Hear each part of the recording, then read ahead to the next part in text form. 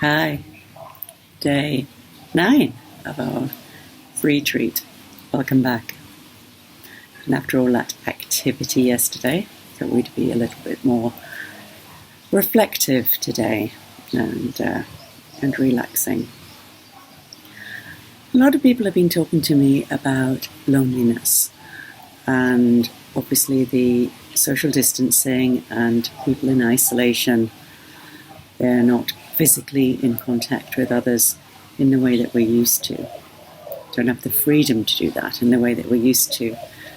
We don't even have the other contact of walking around and seeing a lot of people in the streets and in the shops.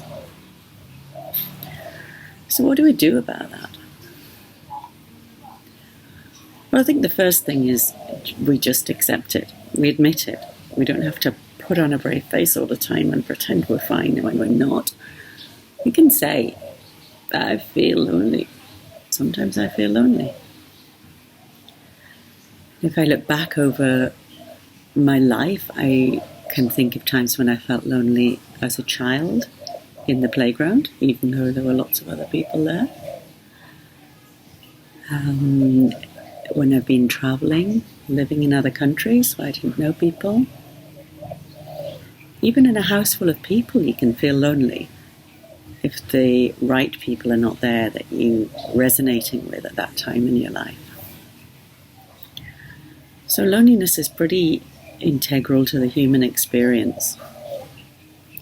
And I think it's good to classify it as that. It's a feeling of loneliness. It's not that I am a lonely person, you are a lonely person. It's that we're experiencing loneliness. So that already makes it a bit more manageable. It's a feeling. And it comes and goes. You might be in exactly the same situation and feel lonely at one time and not at another. And one thing we can do to help ourselves is to pay attention to what we're feeding our subconscious. Because our subconscious doesn't differentiate between something that actually happened to us in real life or something we dreamt, or something we read about, or saw in a film, or somebody else told us about. So be careful how much bad news you take in. Think about what you're watching or reading, and see if you feel that it's going to make you feel more lonely, have more of that feeling of loneliness, or less. And maybe you make some adjustments and be kind to yourself. Give yourself better things to listen to or read, things which fill your heart. Give you more strength, more stamina, and a better immune system. And an exercise you can do is to map out all the people in your life. So you start like this with yourself in the middle. Write your own name in there. And then in this first ring, write the names of the people who are really close to you, your core people, the ones that you really feel very strongly about. I obviously haven't written the names in here for data protection reasons. But, these are my people.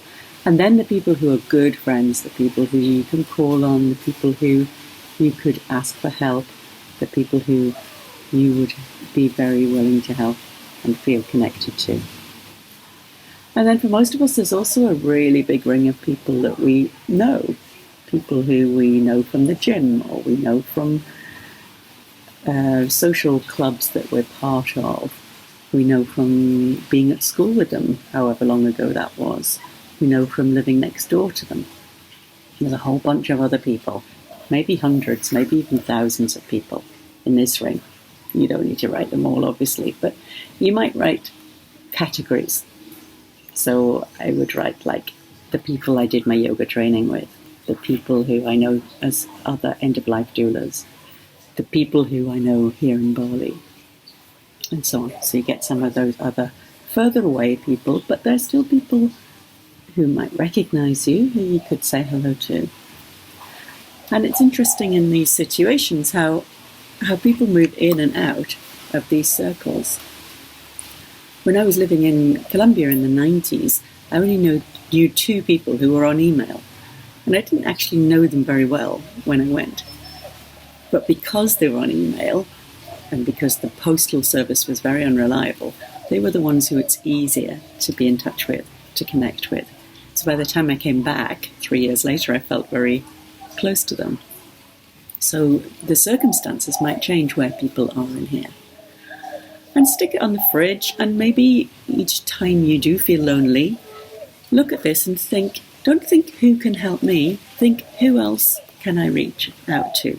Because the chances are these are all human beings too, and that means they also feel loneliness occasionally. It's not a weakness, it's not a failing, it's just a situation.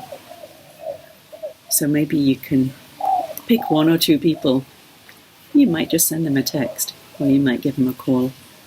Postcards are nice, especially at the moment, I think. Maybe they keep the hand sanitizer to sterilise their post, but maybe just some way of connecting. And for the last few minutes, we're going to do a short guided meditation on this topic. So if you settle yourself comfortably in a chair or lying on the ground, close your eyes and take a couple of deep breaths. Inhale through your nose and exhale through your mouth. Make a sighing noise and feel the release from that.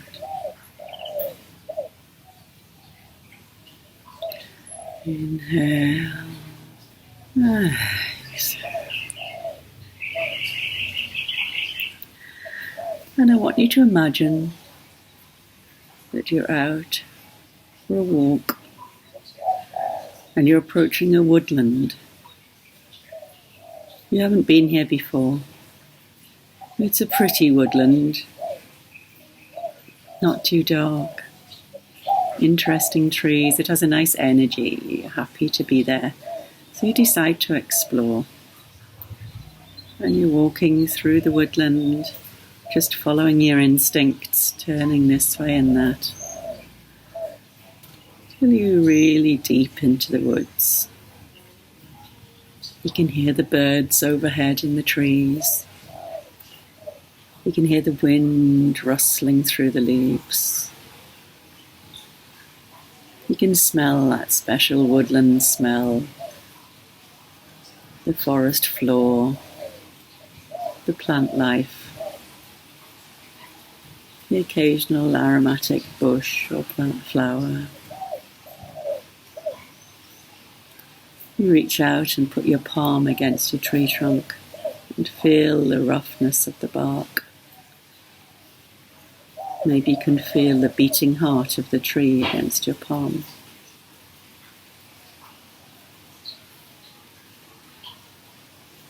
And as you go further into the woods, you come across a small house. And there's some smoke coming out of the chimney, so you know somebody's in there. And you suddenly have an intuition that that person might appreciate some company. And in this imaginary world, where there are no viruses, and we don't need to worry about anything, you tap on the door, and she opens it. Just take a minute to feel that moment. Feel how her energy changes as she realizes that you've come to visit, that you're here, that you're smiling, that you're going to spend some time with her.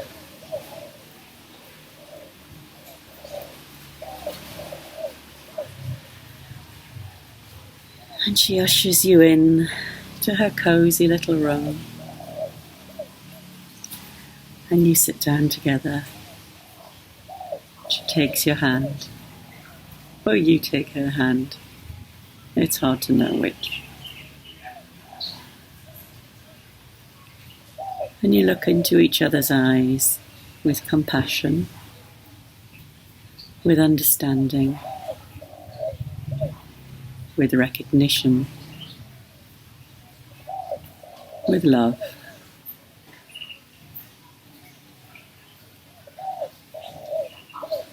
And the room was filled with all of the moments you've ever shared, all those memories, the giggles, the tears, the rantings and frustrations, the nervous moments when you helped each other through.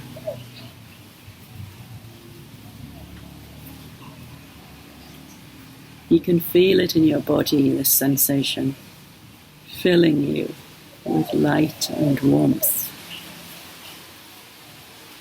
spreading from your heart to the ends of your fingers, the tips of your toes, the crown of your head.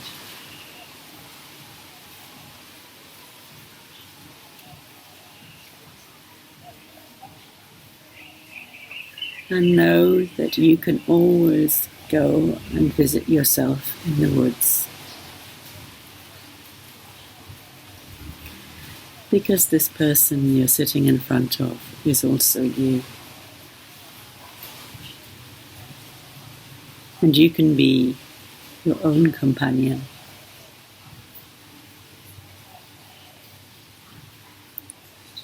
You can bring yourself all the love and support and compassion and caring and listening that you would give to the best person in your life.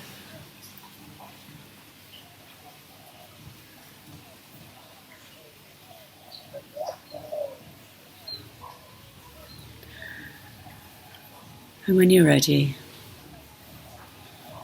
breathe a little deeper and open your eyes.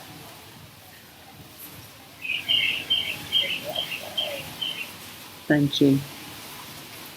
You're not alone. Namaste.